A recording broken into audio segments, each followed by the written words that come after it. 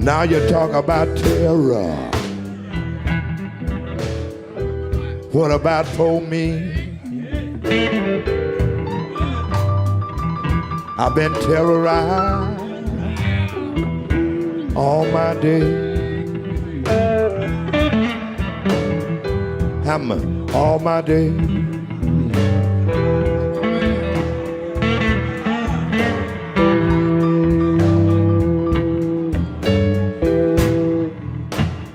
The national emergency and public health emergency declarations related to the COVID-19 pandemic will terminate on May 11th, 2023. These emergency declarations, in place since 2020, waived or modified requirements in a range of areas, including in the Medicare, Medicaid, and CHIP programs, as well as in private health insurance. The end of these special measures will see between 5 and 14 million Americans lose their Medicaid coverage, according to the Kaiser Family Foundation. More than 30 million Americans already don't have health insurance, and millions more are underinsured. Even with insurance, medical costs are so high that medical bills are the cause of bankruptcy for 500,000 people a year, the number one cause of bankruptcy in the United States. The average American spends more than $12,500 per year on personal health care, some $4 trillion annually. A citizen in France spends $5,468, in Canada $5,905, in Germany $7,382 for universal care. The Organization for Economic Cooperation and Development found that despite the high cost of U.S. health care, on nearly every critical ranking, from life expectancy at birth and deaths from avoidable conditions, the U.S. consistently ranks at the bottom. 68,000 Americans die every year because they are uninsured or underinsured. This is because the U.S. healthcare system does not serve the public. It serves the medical, insurance, and drug companies whose lobbyists gut regulations and block healthcare reform. In 2020, the CEOs of 178 major healthcare companies collectively made $3.2 billion in total compensation. That was up 31% from 2019, all in the midst of the pandemic. According to Axios, in 2020, the CEO of Cigna took home $79 million. The CEO of Centene made $59 million. The CEO of United Health Group received $42 million in total compensation. The CEO of Moderna got a $926 million golden parachute after his company received $2.5 billion in taxpayer dollars from the Trump administration to develop its COVID vaccine. These huge profits were being made when over 330,000 Americans died during the pandemic because they could not afford to go to a doctor on time. Joining me to discuss the debacle that is the U.S. healthcare system is Dr. Margaret Flowers, an advisor to the Board of Physicians for a national health program and one of the country's most prominent advocates for single-payer health insurance. Margaret, let's begin with how we got here. There was a proposal several decades ago, I believe it was under the Truman administration, I can't remember, for single payer. That got stopped, and then bring us up to where we are today. Right. I mean, there's actually been a movement for a national health insurance for more than 100 years now in the United States. And David Barton-Smith writes beautifully about this. The movement keeps compromising, just as it did in 2010 under the Affordable Care Act. But there didn't used to be profiting off of healthcare was not legal in the United States until the 1970s under the Nixon administration with the Health Maintenance Organization Act. And there's tape of Nixon saying, "Oh, the companies can make a lot of money off of this." But Reagan really took it to another level when he brought investment firms into the Department of Health and Human Services and trained them on how to take over healthcare, what they called a fertile field for making profits. And so since that time, not only have we seen the consolidation and privatization of our healthcare system, but the public portion of our healthcare system, Medicaid and Medicare, are also majority privatized now, to the point where for the top 5 major health insurance corporations, more than half of their revenue just comes from being paid by the government for running Medicaid and Medicare. So it's eating into those public systems that we were trying to preserve, to at least have some space in our healthcare system that was about taking care of people and not making profits. Let's go back to Obamacare. You were very involved in fighting for single payer. Obama promised that single payer universal health care would be an option, which I guess under pressure from the insurance and pharmaceutical industry, he removed. It never was. But that was, you called out. I mean, I think in retrospect, you've been proven right. You, Kevin Zees, and other activists. But talk about that kind of seminal moment, because it's an important moment. And you saw, I remember hearing you speak, you knew what was coming. It was an important moment for me personally as well. Physicians for a National Health Program is based in Chicago, where Obama lived. One of the leading members, he's deceased now, but Dr. Quentin Young, was in the practice that treated Obama, for healthcare. And as a state senator, Obama used to go around with Quentin Young and others saying healthcare is a human right, right? But and that was somewhat, he was trying to give that message during the campaign. But then we have to recognize, I think he was one of the first presidents that received, such huge amounts of money from the health insurance corporations, the pharmaceutical corporations. And so we thought we might have some seat, but it was very clear from March of that year, 2009, when he came into office, he was holding a summit at the White House, and he was inviting the health insurance corporations and the pharmaceutical companies, and no proponents of a single-payer system. And we protested that, and finally they did let a few in, but it was really for show, not substance. And so at every bit of that fight, we were excluded. In fact, they designed and supported alternative organizations to convince people who would otherwise support a universal single-payer healthcare system that was not achievable, that this is what you can have and this is what you should be fighting for. And so divided the movement right from the get-go. And that was when, we met. I was a congressional fellow for Physicians for National Health Program. We met with members of Congress beginning in December of 2008, saying, just compare our proposal to yours.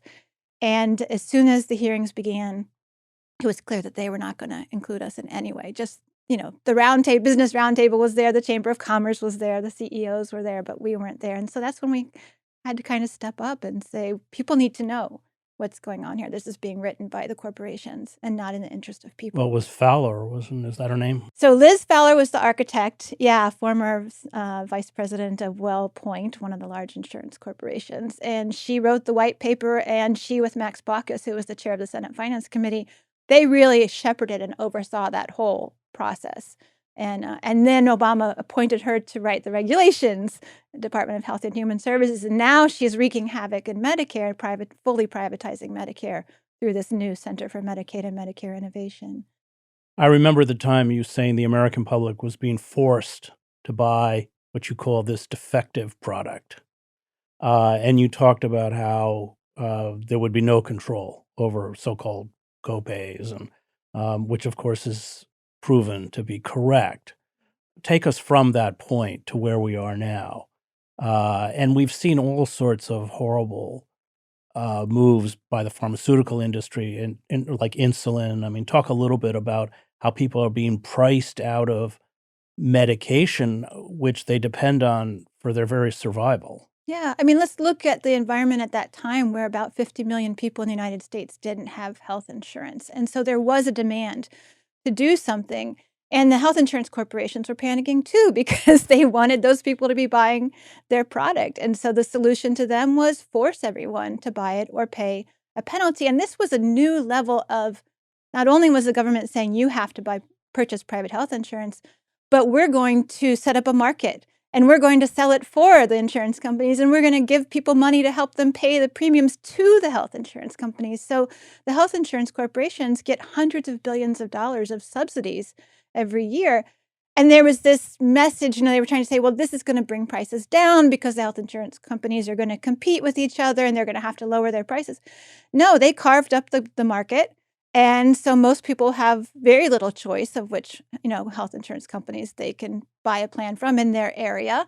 And while they said that people can't be denied on the basis of a pre-existing condition, what the insurance companies did is they look at the regions, and if they're not making money in a certain region, they could just pull out. And so that's how they get around having to actually pay for care. So since then, health insurance premiums continue to rise, the out-of-pocket costs continue to rise. And what's really interesting, again, kind of a new level of atrocity is that if a doctor is providing, because now like these mergers that have happened where the hospital corporations have their own insurance, they own the labs, they own the practices. If a doctor actually is trying to provide too much care to their patients, they can just pull their health insurance, kick them out, and then they lose all of those patients. They're also, if a certain department, pediatrics, OBGYN, psychiatry, if it's not making money for the hospital, they just shut the entire department down. That's happened in Maryland through our nonprofit, MedStar. They gave 2 days notice at one hospital that serves a majority Medicaid population. They were shutting down the entire pediatric department, including the pediatric emergency room, the Center for Children Who've Been Abused. Shut it down. Let's talk about drug prices. Oh, and drug prices, And also the way they've closed, especially in rural populations, Yeah. aren't even being served. Right. Well, I mean, when it comes to drug prices, what people need to know in the United States is that there is no rational basis for the pricing of any of our healthcare services. It's basically what they can get away with. And so that's what we see in the pharmaceutical corporations, not only charging as much as they can for medications that people's lives depend on. So what choice do you have? You have to pay that price, but also for certain medications that, are not expensive to make, but they can't make as much of a profit off of it. They just, stop making them. So it's not about health or what we need. It's about what that market can get away with. And people should know that when they bring these new drugs on the market, most of the time they're just tweaking a chemistry, from the previous one, but they patent it, they give it a new name. They don't have to prove that it's better than what they had before. So, they pay their whole army of drug pushers to go out into the practices and strong arm the doctors to sell their products. So that's not in the interest of people at all. And then we talked about, our hospital supply, particularly in the rural areas, but also in low-income urban areas. These corporations come in, they buy up the hospitals, they run them into the ground, and then they just sell them off to be developed in the cities. They become luxury condominiums in the rural areas. They just shut them down, and this really destroys some of these small communities because in some places that local hospital is a big provider of jobs, but also might be the provider of services like an ATM machine or, the other things that they couldn't get in their town. And so in the United States in 1975, we had about 1.5 million hospital beds and a population of about 216 million people. Now with a population of over 330 million people, we have around 925,000 beds. So we've lost, a significant number of beds. And that hurt us during the pandemic when we saw our hospitals getting overwhelmed and we just didn't have the facilities to handle these patients. It is racialized in a sense that it's poor people of color who pay the worst price in terms of mortality statistics, especially. There was an article in the New York Times that poor people on insulin are trying to ration their insulin. They're not taking the full dose. But this, of course, is, if not ineffective, it's certainly harmful. But let's talk about that racial component. Yeah, well, in the United States, healthcare system is, let's be honest, it's been a racist system from its very onset. And that continues today. And I think there's starting to be a little bit of a reckoning that, oh, we do have a racist healthcare system. But, look at the COVID-19 pandemic because that really exposed this problem. And, part of it was not prioritizing communities of color and getting masks and vaccines and things that they needed and education out to them. Part of it was that there is a justified distrust of the U.S. healthcare system by a lot of people who live in Black communities because they haven't been treated fairly and have been actually, experimented upon, let's be honest, with no regard for their health or their lives. And then look at, who are the essential workers and how were they treated and not, being forced to work in conditions where they knew that they were facing risks of getting sick or dying and they weren't protected. And, so the number of OSHA complaints skyrocketed early in the pandemic. And so now we see that when you look at who gets sick with COVID and who dies, it's 3 to 4 times more likely that a person of color is going to be infected, is going to die. And what's interesting is, though, if a person of color gets infected and gets into the hospital, they're more likely, for some reason, they have a better outcome than someone who's white. I can't explain that. There's no biological basis to race, but that's the experience that we're seeing. But still, their life expectancy has fallen much faster than life expectancy for white populations. And I think that medical bankruptcies, much higher proportion of people who are Black are in medical bankruptcy. Well, we're seeing life expectancy is falling. Yeah, In consistently. terms of maternal deaths in births, Much higher if you're Black it's or going brown. up, especially, of course, if you're Black or brown. Right. Let's talk about how the medical system is endangering the health of a public which doesn't go for preventative care because they can't afford it. And then even when they are sick, they won't go. I mean, you'll periodically read these stories about people they may be injured or sick, but they don't want to get in an ambulance because they can't afford the thousands of dollars you're charged from being driven to an emergency room. Getting sick or injured in the United States is scary, not just because you're sick or injured, but because you could ruin your whole life and your family financially. People go bankrupt, they lose their houses. And so, whereas, in other countries that have wealthy countries, we're the only wealthy country that doesn't have a universal system, um, you know, people make the decision about whether to go see a doctor based on what they're feeling. In the United States, first is you recognize I might need to see a doctor. The next conversation you have is, can I afford to go see that doctor? Can I afford to be diagnosed with a life-threatening condition? And so people make really difficult choices. And it's interesting because there was a RAND study that showed that no matter what your socioeconomic status, your level of education, people without a medical background are not able to make a good decision about whether they should go or not.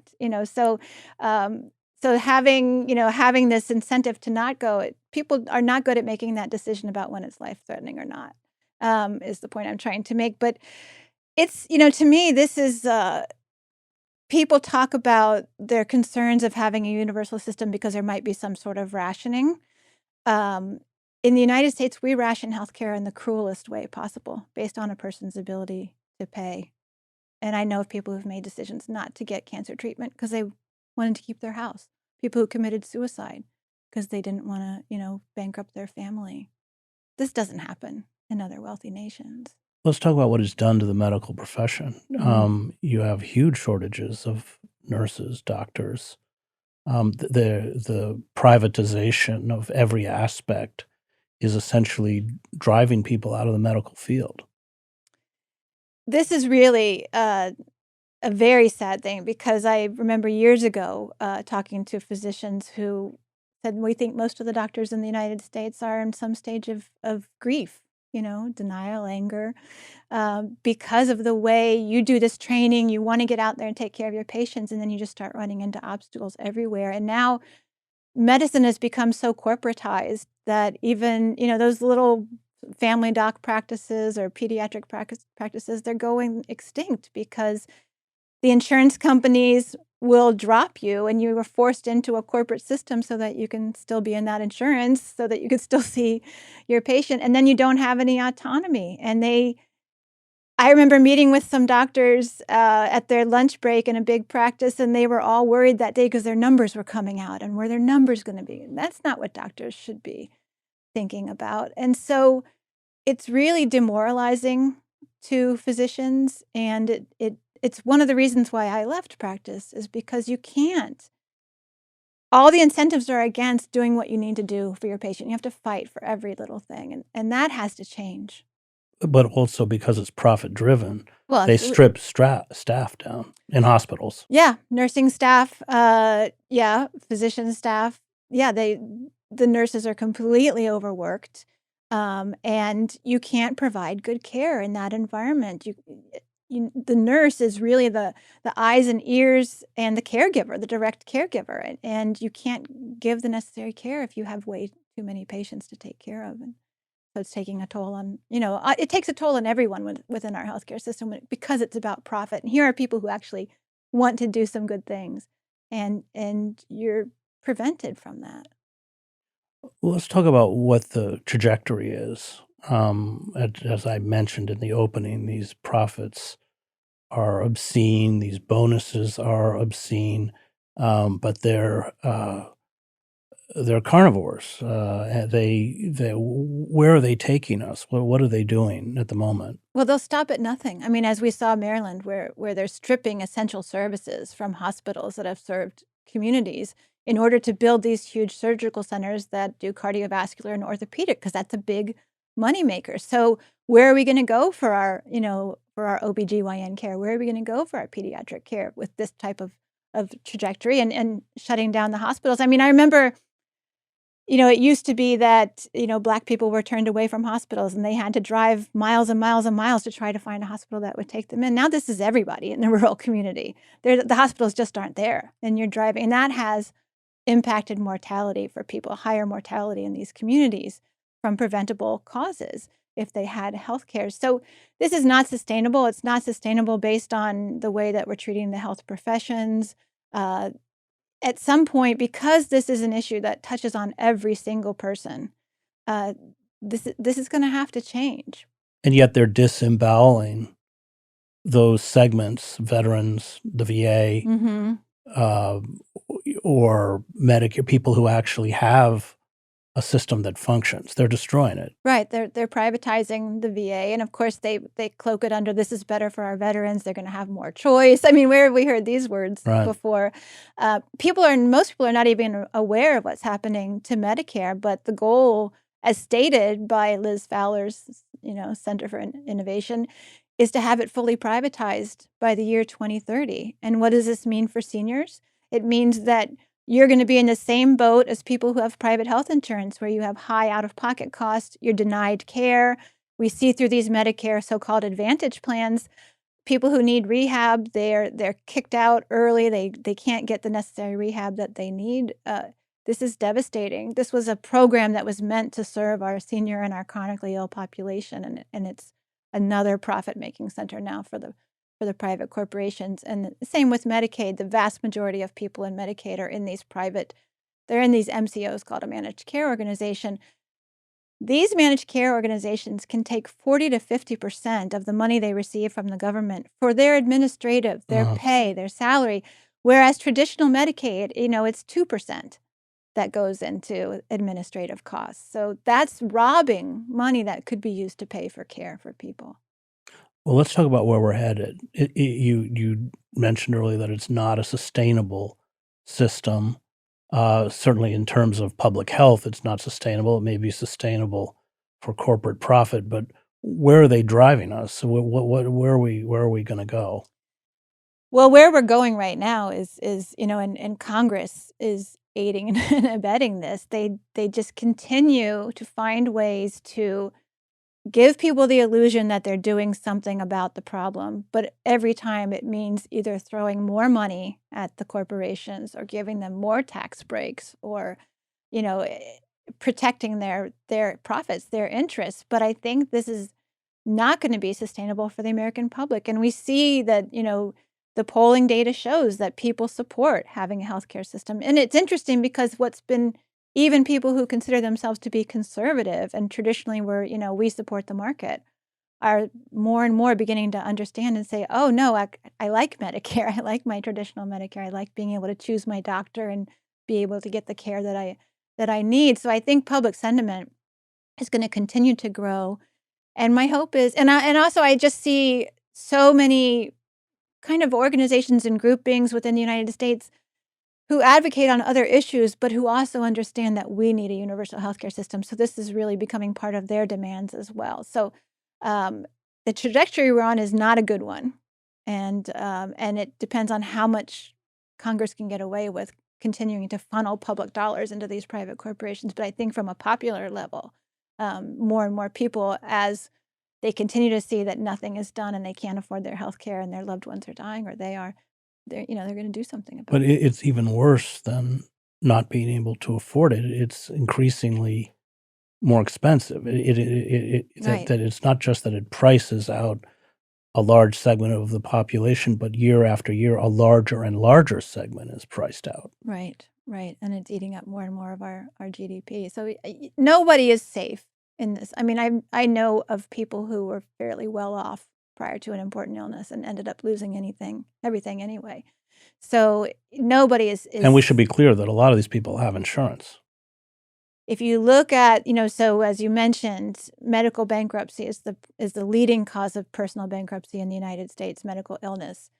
And more than around 80% of people who went bankrupt due to medical illness had health insurance at the onset. But we have a system that ties health insurance to employment. And that's another situation that makes no sense at all, not only because it gives the employers a lot of control over their workers, and that's why every worker should be opposed to that, but because as soon as you become ill, you risk losing your health insurance at the time that you need it the most. It makes absolutely no sense. And yet the Democratic Party is completely complicit in all of this. They sometimes mouth, like Obama, the right words, but they're captive to the healthcare industry. And then they wonder why people don't want to vote for them, because they, as they make these promises and they absolutely work against it in every way. And those in Congress, it was interesting, is like the few champions I knew in Congress that tried to hold strong and push, they were in some way they were pushed out. And Dennis Kucinich was the last stalwart. And I remember that just before the vote on the Affordable Care Act, and he was the last one voicing opposition, President Obama flew him on an airplane to his district and held a big rally and got out there and said, "We're going to do health care and it's going to be great." And then he pushed Dennis out there and said, "So what are you going to do, Dennis?" And he told him on the way back in the plane, "If this goes down, I'm blaming you." It was a tremendous arm twisting and manipulation. I think Dennis voted for it, didn't he? I can't remember if he did or not. I He think may he not did. have needed to have his vote for it, but Well, anyway, if it had gone down, it was all going to be placed. And then he ended up being redistricted and pushed out right. after that. Anyway, they punished him, for daring to speak out. How do we break the back of a healthcare industry whose lobbyists control the legislative process? And I would also ask you, just in the closing minutes, to talk about the coverage, because networks like CNN rely on their advertising. Right. Voices like yours are essentially not only at the best at the margins and usually shut out. Right, we are, and that was the interesting thing during the Affordable Care Act. We had Obama's personal physician was invited to the White House as part of an ABC thing, and I think it was April of 2009. And then he was quoted in an article saying he thought we should have a universal healthcare system, and he was disinvited. We had, Dr. Quentin Young, who served as Dr. Martin Luther King's personal physician and Obama's personal physician, asking the Washington Post to let them write an op-ed, and they wouldn't even talk to them. I mean, this was the collusion, and it all has to do with what we call interlocking directorates, where the CEOs of these corporations are also on the boards of these media outlets, and the advertising dollars, as well. So they wield tremendous power. So people need to understand that a lot of the information that they're getting is not accurate information. They package these things, they make them sound really good, but right now Congress, is aligned with these corporations, and they donate equally to Republicans and Democrats. And especially if they see that one party is likely to take over and they're going to be in charge of the committees, then they really pump a lot of money, into that party. So we win this the same way that we've won every other battle. We have to educate ourselves and others. We have to speak out about it. We need to connect. We need to understand that health is fundamental. It's connected to everything, and that there is no incremental way that we can do this. We cannot work within the for-profit system to fix this problem. we have to nationalize our healthcare system. And that means getting the profit out completely. And that's unfortunately in the bills that are in Congress right now, they don't take that step.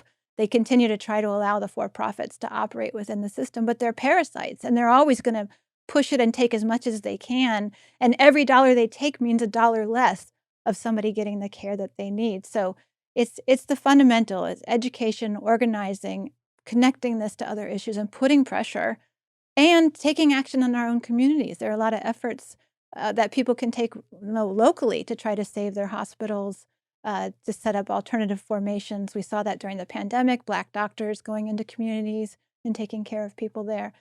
These are the things we need to, at every level, be doing in our country. One of the little pieces of trivia I learned covering the campaign was that they sponsor the candidates' debates. That's why they lock Kucinich out. The debate commission is a private corporation, and it had pharmaceutical and insurance money to run. Yeah, that's the whole other thing is, it's called the Commission on Presidential Right. Debates, but it's a completely private entity. And that's why one of the main reasons we don't have democracy in this country is because all the other voices, if you're not part of the Democratic or Republican Party, is shut out of the debates. Great.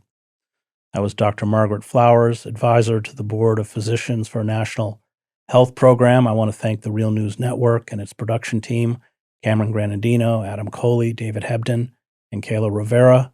You can find me at chrishedges.substack.com.